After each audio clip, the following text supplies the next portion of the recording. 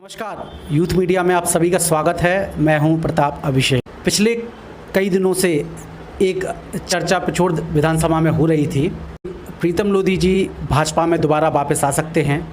फिर 3 तारीख का सीएम के प्रोग्राम का भी कहा गया कि एक भव्य प्रोग्राम होगा, उसमें ज्वाइनिंग होगी उनकी, लेकिन वो 3 तारीख का प्रोग्राम किसी कारणवश नहीं हो पाया। अभी हमारे साथ प्रीतम लोधी जी हैं, हम उनसे जानते हैं कि उनकी तारीख को जो ज्वाइनिंग होनी थी वो नहीं हो पाई। भाई साहब, ये जो कयास लगाए गए भाजपा में आपके ज्वाइनिंग के, इस बात में कितनी सच्चाई थी? देखिए, मेरे संपर्क में सारे दल हैं। ठीक है। ओबीसी मेरे संपर्क में है, भीम पार्टी मेरे संपर्क में है, सपा मेरे संपर्क में है, और जैस मेरे संपर्क में है, और गोडवाना मेरे संपर्क में है, कांग्रेस मेरे संपर्क में है, बीजेपी मेरे संपर्क में है।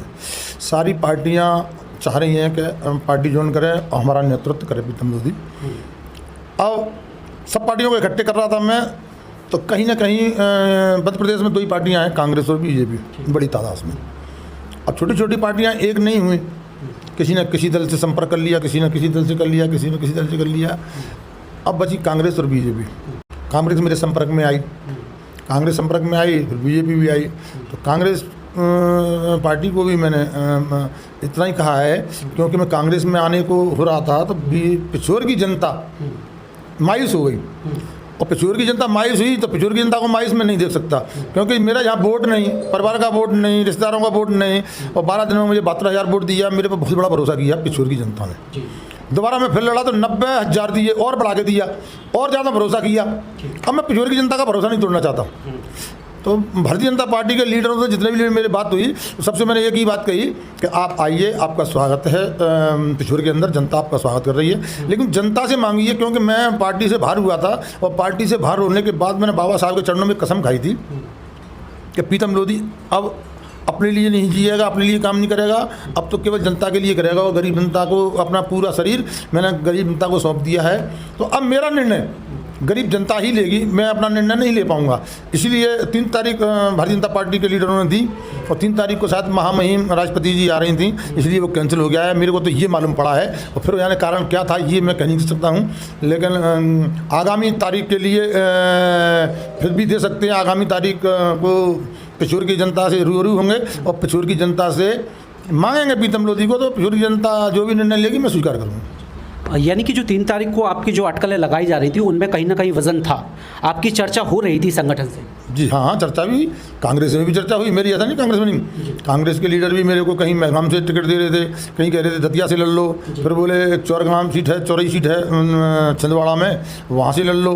तो ये चीज़ पिछोर वालों को पड़ी। तो पिछोर वालों का कहना एक ही था कि जिससे हम न्यारे हुए उसी के दामन में हमको फिर जाना पड़ रहा है। तो मायूस हुई, तो मैं उस कारण थोड़ा रुका। तो हाँ, कांग्रेस के लीडरों से फिर मेरी बात हुई, तो हमने उनसे कहा अगर कांग्रेस पिछोर से टिकट दे सकती है तो यहाँ की जनता सोचेगी, और यहाँ की जनता मन भी बनाएगी। आप का कहना ये था कि पिछोर की जो जनता ने आपको वोट दिया है, उस वोट की आप रिस्पेक्ट करते हैं, उस रिस्पेक्ट की वजह से आप पिछोर नहीं छोड़ना चाहते। अगर मान लीजिए काल्पनिक प्रश्न पूछता हूँ मैं कि कांग्रेस अगर आपको ग्वालियर ग्रामीण से अगर टिकट ऑफर करे, जो जहाँ मतलब आपने पूरी राजनीतिक जीवन अपना दिया है, तो फिर आपका डिसीजन क्या होगा? देखिए, मैं ग्वालियर से चुनाव नहीं लड़ूंगा। जब मैंने भारतीय जनता पार्टी से पहले टिकट मांगा था, नहीं दिया था, लेकिन उसके बाद मैं यहाँ 90,000 जनता का दिल मेरे दिल में बसा हुआ है, वो 90,000 जनता का दिल मैं नहीं तोड़ सकता।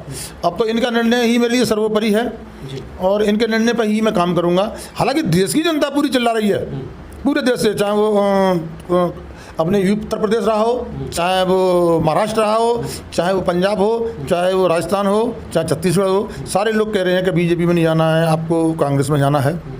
लेकिन पिछोर के लोगों का भी मुझे ऐसा नहीं है कि एकदम छोड़ के जाऊँ। उन लोगों ने मेरे को इतना सारा, उनके साथ में मैंने लड़ाई लड़ी है, उनका दुख और दर्द में मैं साथ रहा हूँ, लेकिन उनका दुख दर्द ये बात सही है, मैंने बड़ी नज़दीकी से देखा है। वही तो मैंने पार्टी के लोगों से कहा, मैंने एक बार आके उनके दुख दर्द में आके बात तो करिए आप उनसे ज़रा पीठ पे आकर ये पूछिए, भाई 30 साल आपने कैसे गुजारे विरोध में?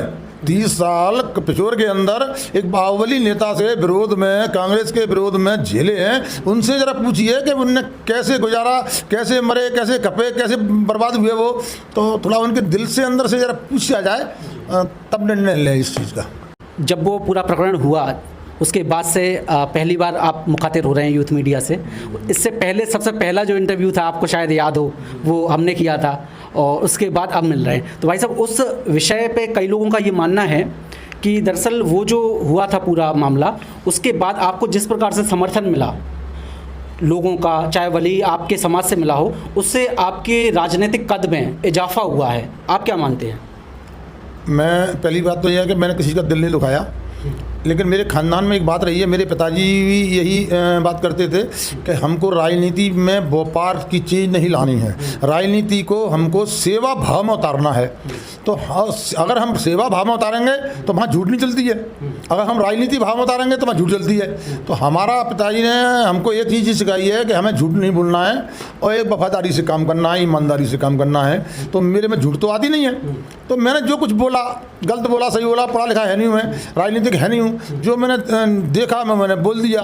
लेकिन अगर मैंने गलत बोला होता उसके बावजूद माफ़ी मांगी पूरे देश से, लेकिन उसके बावजूद मैंने निकाल दिया गया, केस लगा दिया।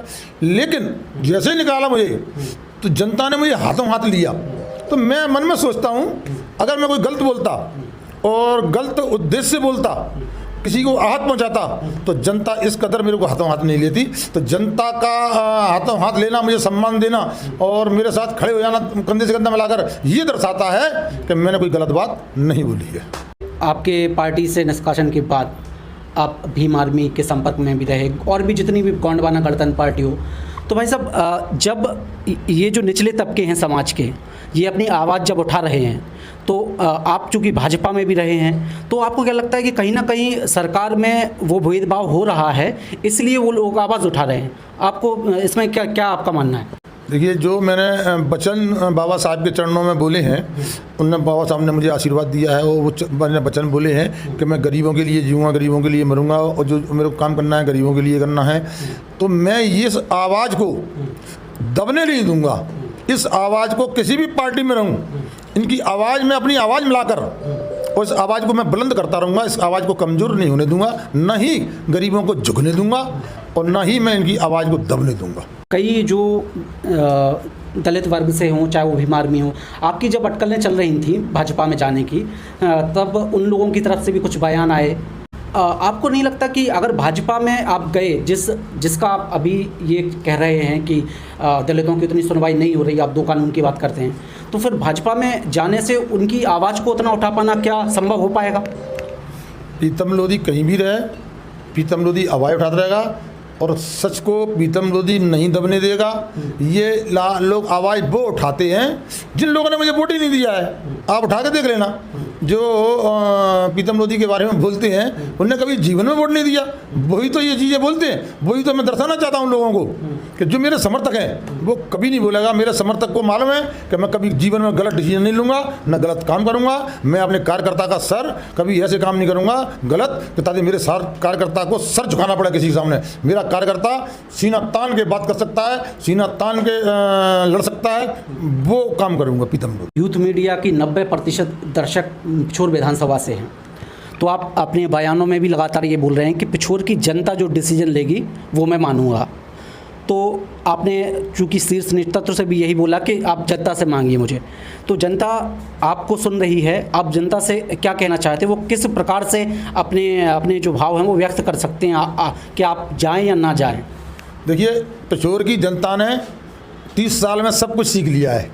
पिछोर की जनता को बताने की ज़रूरत नहीं है क्या मांगना है उन्हें, क्या हक लेना उन्हें, क्या डिसीजन लेना उन्हें, जनता जान चुकी है। मैं तो यहाँ तक ही कहूँगा, अरे मैं तो कांग्रेस वालों से ही कहता हूँ, मैं तो आपके विधायक केपी सिंह जी से भी कह रहा हूँ, बीजेपी में आ जाओ, सुधार हो जाएगा बहुत अच्छा, और सांसद बन जाएंगे। विधायक बनते बनते तो कांग्रेस ने बहुत बना लिया, अगर भाजपा में तुम आ जाओगे प्रीतम लोधी के साथ तो सांसद बन जाओगे, दिल्ली जाके बैठोगे।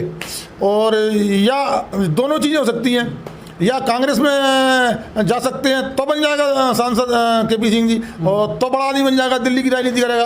अब विधानसभा की राजनीति, पिछोर की राजनीति 30 साल से कर ली है, पुरानी पड़ गई है, इनको अब उछाल लेना चाहिए, आगे जाना चाहिए और सांसद का चुनाव लड़ना चाहिए। मेरा कहना मतलब तो यही है कि केपी सिंह जी को सूझबूझ से काम लेना चाहिए। और मैं आपके यूथ मीडिया के माध्यम से बात रखना चाह रहा हूँ कि वो सांसद अच्छे लगेंगे, अब वो विधायक ठीक नहीं लगते हैं। विधायक कहते कहते बहुत पुराना नाम पड़ गया है विधायक करते करते, अब नया नाम आना चाहिए संसद। यानी कि आप जो वर्तमान विधायक हैं उनसे ये अपनी तरफ से बोल रहे हैं कि आप अब संसद की तरफ रुख कीजिए, उसमें आप समर्थन करेंगे। जी, उसमें समर्थन करेंगे, ऐसा नहीं कि हम समर्थन नहीं करेंगे। संसद जाइए, दिल्ली की लड़ाई लड़िए, देश की लड़ाई लड़िए। और अब जैसे यूथ आपका टीवी है, न्यूज़ है, जहाँ यूथ चलता है वहाँ लोग कहते हैं जमाना चलता है, और जो यूथ मजबूत होता है उतना कोई मजबूत नहीं होता है। मेरी आवाज़ भी यूथ ने उठाई, और मेरी आवाज़ भी सबसे पहले आपके यूथ न्यूज़ ने उठाई। तो मैं तो आपके यूथ न्यूज़ को धन्यवाद देता हूं कि आपका चैनल राष्ट्रीय चैनल बने, और मेरी जोर की जनता की तरफ से आग्रह है कि इस चैनल को देखिए और इस चैनल को आप बधाई दीजिए, इसको सहयोग करिए, ताकि ये सच्चाई पर लड़ाई लड़ा सके यूथ चैनल, और पूरे देश की आवाज़ उठा सके। भाई साहब धन्यवाद आपके इन बात के लिए। और भाई साहब अब चूँकि मतलब ये सब बातें हो गई, अब आपका भविष्य में क्या आप विज़न लेके चल रहे हैं कि पिछोर में चुनाव लड़ने का तो आपका क्लियर है कि आप चुनाव लड़ेंगे, भले किसी भी पार्टी से लड़ें? अब देखो, ये तो जनता तय करेगी, मैंने तो जनता के ऊपर छोड़ दिया है पूरी चीज़ें। अब तो पिछोर का निर्णय अब बदलना चाहिए, और समय भी कहता है कि पिछोर का निर्णय बदलना चाहिए। इसलिए तो मैंने कहा आपसे, आपके विधायक जी का, या तो वो मेरे साथ आ जाएं बीजेपी में, या मुझे ले लें कांग्रेस में, तो मिलकर उद्धार हो सकता है इसका। और जब तक यहाँ खींचतानी मची रहेगी, कार्यकर्ताओं में लड़ाइयाँ होती रहेंगी, खींचतानी मची रहेगी, तो पिछोर का भविष्य अंधकार में चला जाएगा। पिछोर का भविष्य कभी उज्जवल नहीं हो सकता। अगर मिलकर काम करेंगे, सोच एक होना चाहिए कि हमें तो केवल राजनीति नहीं, हमें केवल जनता का काम करना है, जनता का भविष्य सुधारना है। तो जिस दिन पिछोर का नाम पूरे देश में लिया जाएगा। भाई साहब अब पिछले एक चुनाव की बात करते हैं जो 2018 में हुआ। ये मैं बात इसलिए कर रहा हूँ क्योंकि मैंने पिछोर विधानसभा के जो पुराने भी नेता हैं उनसे उनके इंटरव्यूज़ किए कि पिछोर की राजनीति को समझने के लिए। तो एक वरिष्ठ नेता हैं भाजपा के जो आपकी समाज से आते हैं, उनका ये कहना है इस बारे में कि स्थानीय नेता को भाजपा को टिकट देना चाहिए तो ज़्यादा अच्छा रहेगा। तो और चूँकि मैंने उनसे पूछा काउंटर में कि लेकिन इस बात को बिल्कुल तब्दील किया है जो बाहर से आए हैं, उन्होंने इतना मार्जिन कम ला दिया।